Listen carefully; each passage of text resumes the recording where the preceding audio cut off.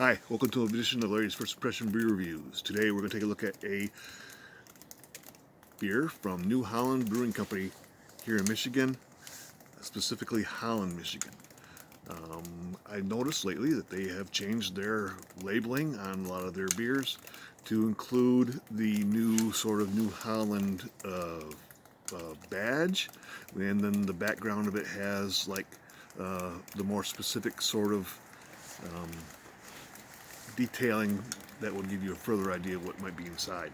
This is a variant from their Brewer's Best series, which is not something I'm too often looking for, but this was recommended to me from a friend, and we're going to give it a good solid review here and take a look at some of the things that New Holland has to offer. When I think of New Holland, I think of Dragon's Milk. I think that is their marquee sort of flagship beer. They do a real good job with that, and then they also have their reserve releases that make variants of that, and those are very, very good. Haven't had one variant that I can remember that I didn't particularly sort of love. So I've never really had their oatmeal stout called the Poet. I've seen it on the shelves. I think it's it might be a seasonal release, but I think it's a year-round offering. But the Brewer's Best takes that oatmeal stout to a new level and makes a peanut butter variant today. So let's crack this bad boy. Let's get it into a glass. Let's see how kind of a head it has, what kind of color it has, what kind of smell and aroma it has, and all it has to offer. Nice. Oh, it's pouring out a very, very nice, rich, dark.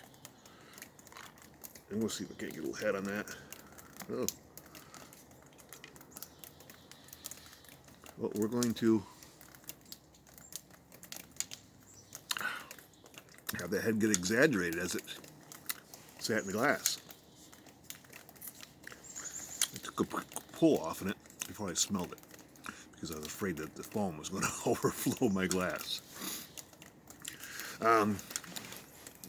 Rich, roasty flavor, which is what you get from stouts, right? So the stouts are roasted barleys and malts, as opposed to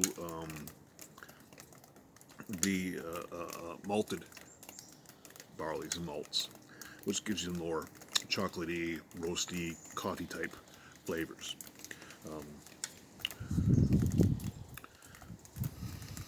I don't really get too much different smell off in the can. Let's see what the glass gives me. It's really kind of non-existent, really, honestly. It's almost disappointing. I was hoping to smell like a real peanut festival going on there in my olfactories. Let's give it a sip.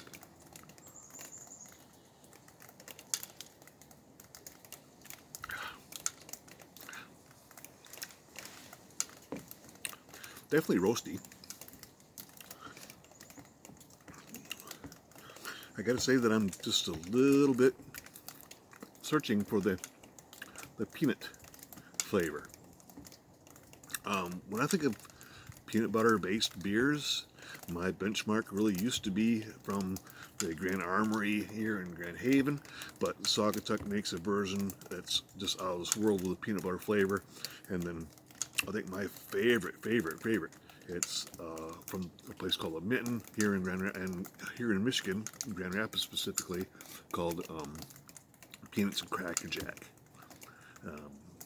Those beers are really, really very strong in the nice, rich peanut butter type flavor. I'm not really sort of getting that really with this one, but this is a good, solid, smooth. I think it's probably the oatmeal.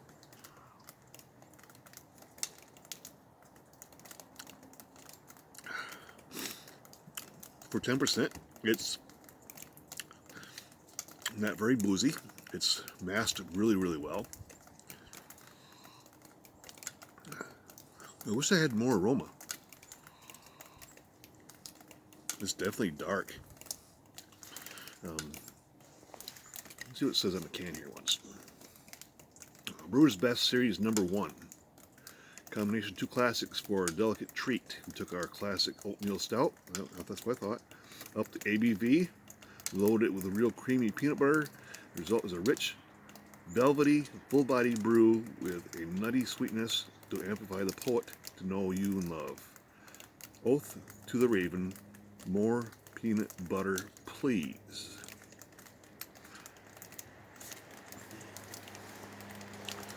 I really like it when a beer sort of delivers to the nose and to the palate what it says on the label. This one, I would say I am mildly disappointed with the peanut butter flavor, although it is a good solid beer. At 10%, it's probably going to have a nice little sneaky kick to it.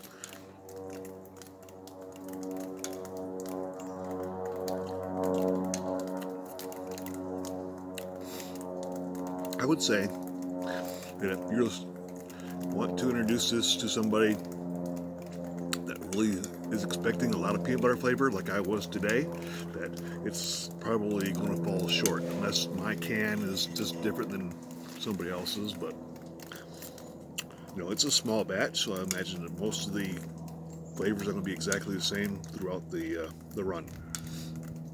Anyway, it's not a bad beer at all. Honestly, I think that it's very smooth.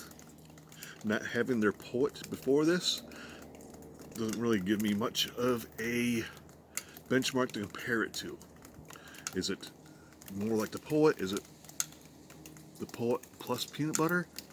I can't really say. I guess a better review would be to have a poet and then throw this one right next to it, do it side by side. Anyway, it's not a loser. I'm kind of a fan of New Holland. I've been to their place in Holland. I've been to their place in Grand Rapids, the Knickerbocker, which is a fantastic venue. They took a little spot there in West Grand Rapids and built a big, awesome venue. And it's really fun to go to. And some of the places you can sit around inside there are different as any other pub, and you might go from one end of the pub to the other and think that you're in a whole different section or pubs altogether. Lots of different venues inside of the venue itself. Very, very cool. I would recommend going to the Knickerbocker if you're up in Michigan in the Grand Rapids area. So anyway, this has been Larry's First Impression Beer Reviews. I'm not often sort of a critic of the beers, but I don't think, and at least today for me, that this is delivering the peanut that I was hoping for. So, cheers.